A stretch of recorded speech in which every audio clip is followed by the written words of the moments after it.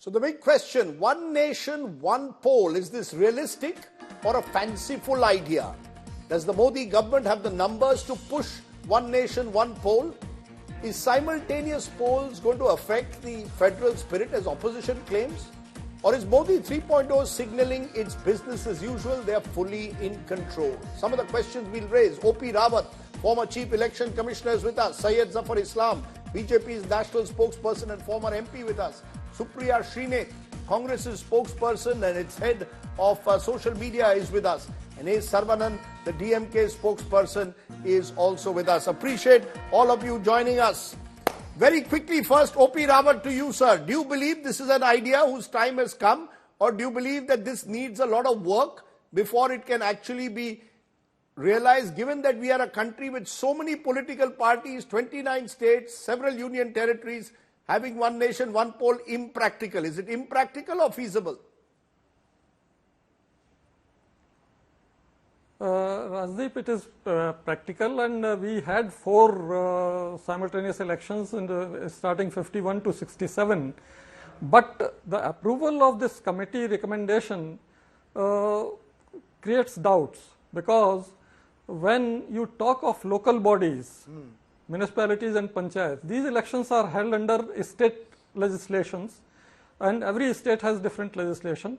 Second thing, they have state election commissions under the Constitution, Article 243.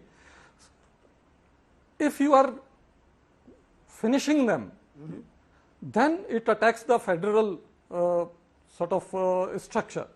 And by approving the committee recommendation, we have given this argument to the opposition. If it was only legislative assemblies and parliament, then there would have been no issue, because all that is within the ambit of parliament and central government. Yes. And election commission had been reiterating time and again that it is feasible. Just give some time and some money for arranging the logistics, means procuring additional EVMs and VVPATs, ensuring additional paramilitary sir, forces. if I may just, sir, with due regard, the election commission cannot even hold Maharashtra elections with Haryana and J&K.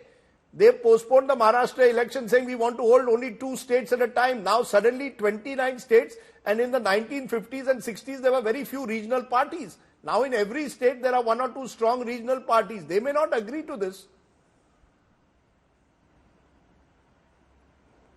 Election Commission is bound by the existing law and the constitution, and within that framework, whatever maneuvering space is there to ensure a comfortable and convenient conduct of elections, they decide. So I cannot question their wisdom in separating Maharashtra and Haryana. Now my point is, if you separate Maharashtra and Haryana, then how are you going to hold 29 national and state elections together? They will require a huge amount of resources. The Election Commission is confident, and they have reiterated time and again that there is absolutely no problem, because when constitution and laws dictate so, Election Commission will have no alternative. In fact, they will be going full steam to conduct and deliver elections. Okay, so you're saying Election Commission is on board on this. Supriya Srinath, then what is the problem? Here we've got a former election commissioner. There are divided views on this, of course, among some of the election commissioners I've spoken to. But O.P. Rawat seems to suggest that it is possible. So is it about feasibility, or is it the principle that it attacks the federal spirit of the constitution, that states must be allowed to decide their own election cycle, not the center? So thank you for having me on the show, and it's a good evening to your viewers and to my fellow panelists. The report, which runs into 18,626 pages, that has got the nod of the Union Cabinet, is perhaps against every grain of the Constitution, the basic structure of our Constitution, and against the federal structure of this country. How? There are multiple things that are wrong with this report. To begin with, the composition of the committee itself. To have an ex-president headed, to have not the leader of the opposition in the Raj Sabha, but instead an ex-leader of opposition like Mr. Azad to be there. I'm not going there. I am going to talk about the findings of this committee. One of the grounds that this committee says this should be espoused is lower expenses. Well, to do elections, the kind that they are referring to. Firstly, this is not simultaneous election, Rajdeep, and that has to be pointed out very, very clearly. They are talking about elections together for 5,000 people, which is about 4,000 MLAs and about 543 MPs. But for the 30 lakh elected representatives in the Panchayati Raj, elections will be held 100 days later. It will require polling booths, polling stations, polling parties, security staff, about 1.5 crore people who are involved with this exercise. So this is not simultaneous to begin with. That's a flawed argument. The second point that I want to make, and that's an important point, this voodoo economic argument that is being given, that this is going to, rein in expenses. Actually not, because you are going to need 3 times the number of VVPATs, you will need twice the number of EVMs, all of this will have to be manufactured. There's a lot of cost that you will incur in trying to achieve simultaneous elections. That's point number 2. Point number 3, and I think this is an important point that I want to raise here. There are flawed arguments. It goes against basic common sense. Suppose a state government falls. Elections will be held there, so they won't be simultaneous, but they will only, the duration of that assembly will only be till the period till general elections are there. I mean, what sort of voodoo economics is this? And let me ask you one more question. Suppose the central government, suppose Mr. Modi's government very likely falls in 2025. What will happen then? You will dissolve all these state assemblies, you will suspend all the state assemblies and have elections. No, is that what they've given 2029. This is not just impractical. They've suggested 2029 as the starting point. Whatever You're saying what happens if the government falls in 2025? I am asking you. Okay, you're saying what happens if the government falls in 2025? I am saying absolutely. Okay. I am saying, suppose this is 2029 and the central government falls in the midterm. What happens to state assemblies then? And one more question, Rajdeep, which should be raised is, this whole argument, and I want to spend 10 seconds with your kind permission, this whole argument of one nation, one election, one nation this, one nation that, this is a flawed argument. It is against the very grain of being an Indian. We are not one nation, one language. We are not one nation, one color. We are not one nation, one religion. We are not one nation, one culture. What is this attempt to Supriya somehow Shinen, I've given this you time. I've heard your oneness to arguments. us? You Our made some strong... biggest Ma'am, strength is just a our minute. diversity. Ma'am, okay, you're saying this can't goes we be against diverse? diversity and the federal spirit. Just a minute. Governments. Okay, Syed Zafar Islam has patiently listened. Syed Zafar Islam, there are one serious point is that this is against diversity and the federal spirit of this country. Every state, every party wants to have its own regional cycle. Delhi cannot impose or dictate what cycle should be there. And if this goes through, 17 states will have only 2 to 3 year terms because they go to election between now and 2029. Is this feasible, or is this simply a weapon of mass distraction and diversion? Well, Rajdeep, you have heard the former Chief Election Commissioner. He has very clearly stated that it is possible, it is practical. And this has been proposed because the Election Commission, if it is passed by the Parliament, Election Commission will be bound to deliver it. Whatever resources they need to mobilize, they will have to mobilize. So, in terms of for the people who have concern about whether it's practical or is impractical, is something which has been clarified by none other than the former Election Commissioner. Having said that, we have always observed, and finally they will comply. We have no doubt about it, that whenever we have proposed something very positive for the country, not for our party, not for our government, not for any particular person or a community or society, but society as a whole, then they have a problem. They will start crying. They will start criticizing. And that is what Supriya is doing. My sister Supriya is doing that. But let me tell you very clearly that we have, the Honorable Prime Minister has stated, not once but many times, that this is something which needs to be delivered for the sake of this nation. Because when you have election every month, every year, every quarter, then everyone struggles. When it keeps you on your toes. The parents there will be some saying, sir, Zafar Islam, there are those who say that having frequent elections keeps you politicians on your toes. Let me see. No, 1 minute, ma'am. Whatever people say is not relevant. Whatever people say is relevant from their perspective. But what is the common man's perspective, that one election should be held every 5 years. Whether it's assembly election, whether it's a general election. No, why not hold one? I'll give you a better. Can I throw a suggestion? Just a minute.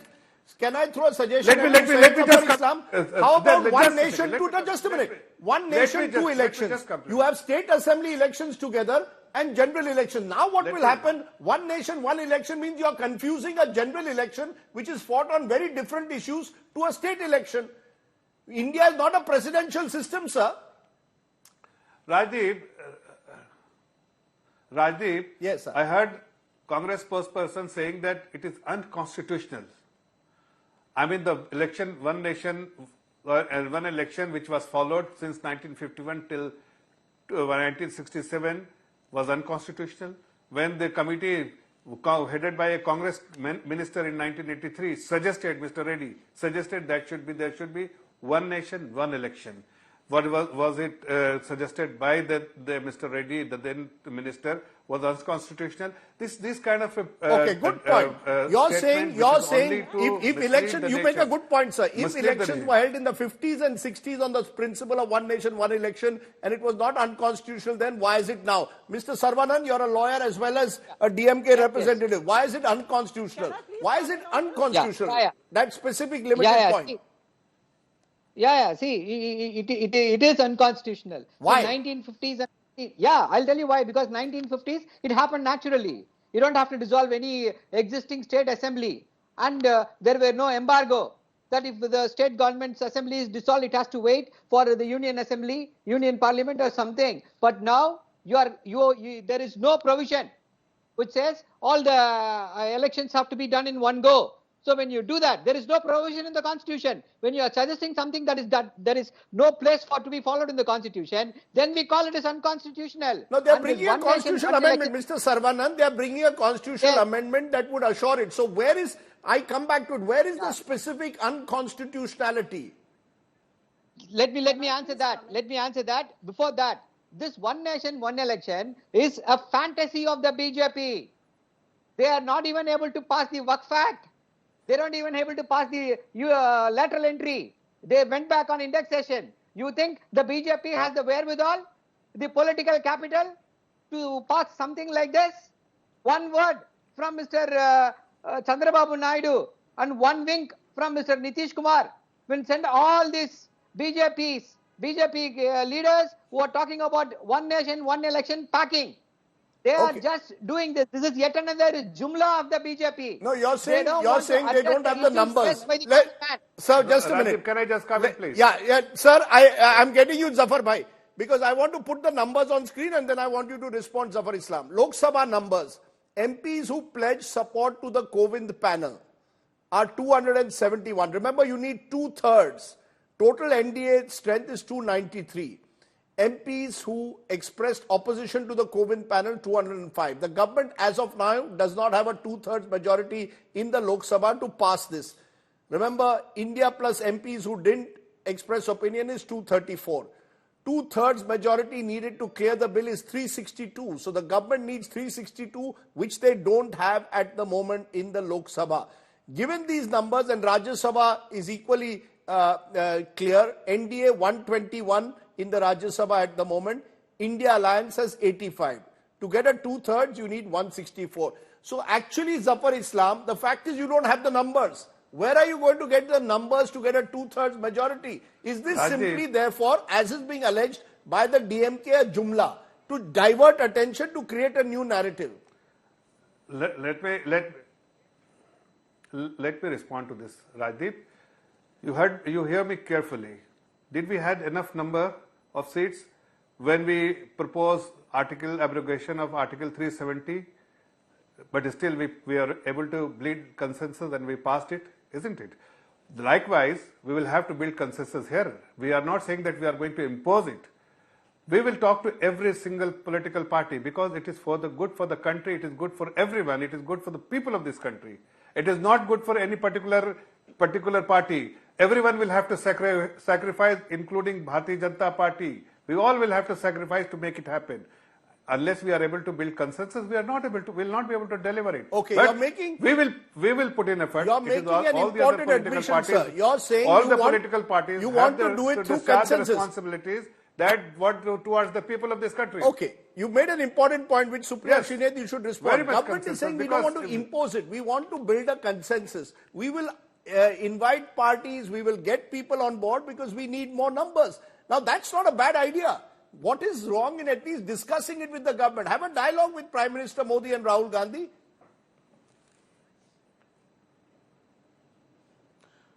Consensus is not BJP's calling card. They believe in coercion. That's the politics they have been used to. If they had been believing in consensus, they would have tried to build consensus in the first 3-4 months of their existence in the third term as government. No, but he's They saying haven't on the done that. This is program, not Zafar make Islam money. on the program is saying I will will not point out a impose few one things. nation, one election until I build a consensus. I will tell you why. I will tell you why is he saying this. I will tell you why is he saying this. Because Zafar Islam is a very clever man. He knows the BJP doesn't have the numbers. He knows this is a hot air balloon. He knows there will be a U-turn on this. And then they will say that because there was no consensus, we did not put it through. We did not go through. The reality that from 2019 to now, they had to send one bill to JPC because the opposition stood up and opposed this, which is the Waqf bill. They said there was no consensus. No, you tried to coerce, we will stall you. And that's what we will do with this also, because this undermines the federal structure of our country. This is undemocratic. This is against the states of the union. It cannot go through. No, but And was it also, one thing I undemocratic, want to ma'am, say, with due two things regard, was it actually, Rajdeep, in 10 undemocratic in the seconds. You 1950s raised and a- 60s? Was it undemocratic in the 1950s or I'm 60s, coming or is to it exactly undemocratic the because point. Mr. Modi is doing it? Exactly. No, exactly the point that I'm coming to. I don't make silly arguments, and you know me better than that. In the 1950s, when simultaneous elections were happening, well, because we had become independent, we had an election calendar where states and the center were going to elections simultaneously. Then politics happened. State governments fell. There were states that fell short of majority marks. They had to go for elections again. The central government once in a while did fall during the 80s and the 90s, during the 70s, and which is why the calendar got disrupted. Natural politics disrupted India's electoral calendar. The rise of regional parties, all across India took shape. Okay. This cannot be dominated by the Congress or the BJP alone. There is a regional aspiration that one has to take care of as well. And one last Rajdeep, thing I can you want to get say, 2 seconds, Rajdeep, please? this flawed argument, just 10 seconds, this flawed argument that is being made, that, it stalls policy making. 4 साल 11 महीने आपको policy making नहीं करनी है, 1 महीने में policy making करनी है. No existing policy gets stalled, no decision making gets Can I stalled. respond? You can get the election commission to give you approvals for any emergency policy making. The reality is that 4 years, 11 months is what you have to make policy. Okay. You want to make all policies in the last 11 months. That's Ma'am, a you made your flawed, point. silly, and a You very made your corrupt point. argument, if I In may. fact, my worry, of course, is that fuel price cuts will only take place now once in every 5 years, since they usually take place before election. But Zafar Islam, you want to respond? Rajdeep, there is a old proverb and very famous proverb. I think it really applies on Congress party. Old habit die hard and bad habit never goes. This is a very famous saying, and this is what Supriya Srinath is doing right now here, because they had made similar kind of statement when GST was introduced. Similar kind of statement, Gabbar Singh tax. Finally, they complied, they accepted, but this is the structural reform which country needs. And finally it has become a reality. Likewise, many other structural reforms which was proposed by our government, they made similar kind of You have to give statement. me a chance to They retort. criticized us, and finally they have complied with it. Even this will happen. It will become a reality. I'm not saying that we will impose it. It is their approach. They want confrontation. We want them to be responsible. You will have to give we me a just want chance them to to be speak. responsible, Okay, not you're saying confrontational approach. okay, What she's trying to. I've what listened she's to trying everyone. demonstrate. And we will I build have to make a consensus. small point. Congress may or may not be there. Okay. But we will build consensus, and of course we'll be able to pass it In fact, through it will and be we'll more make it a reality. difficult, sir, for you to bring the regional parties on board on something like this. That's the sense. But O.P. Rawat, can I throw something at you? What if it was one nation, two elections, like in the United States? You have state elections at one time and general elections. Is that a more workable idea? I'm throwing a more feasible idea. For parliament and assembly elections together, whether one nation, one election or one nation, two elections, both are feasible. There won't be any issue. Which is the better one? Which according to you is the better idea? Together. One which will be more acceptable since consensus has to be built. That I cannot comment because that political parties have to comment. They are the stakeholders there. As election management body, I think both are acceptable and both are feasible. Okay. Mr. Sarvanan, your final word on this? I mean, what if I threw at you one nation, two elections? You have state elections across the country at one period in the middle of an election, a general election calendar, and general election, like the United States. Isn't that one way forward? No, Rajdeep, the American analogy will not work here in our country, simply because they have a governance system and presidential. Whoever gets 51 votes becomes the governor or the president. That is not here. We have a multi-party democracy where what if there is no question of a government falling midway in the US, but that is not the situation here.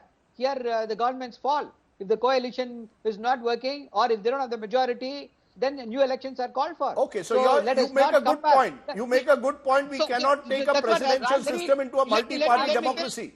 I have one more point. I have one more thing to say. Yes. The election commission or the BJP government, you are talking about conducting elections in 2 states. They are not even able to conduct elections in one state in single phase.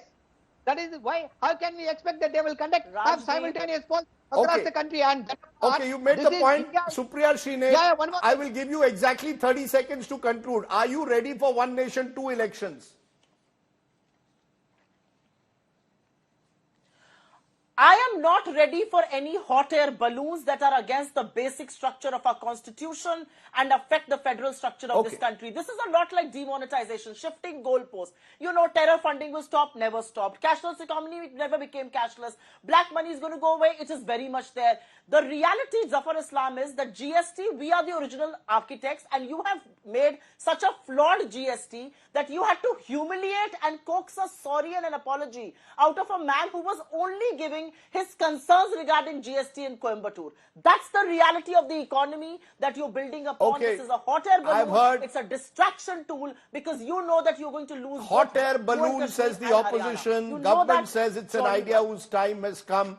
At least let the debate take place. We need these kind of healthy debates and hopefully consensus building before these ideas are brought into reality in any form. But I appreciate my guest joining us.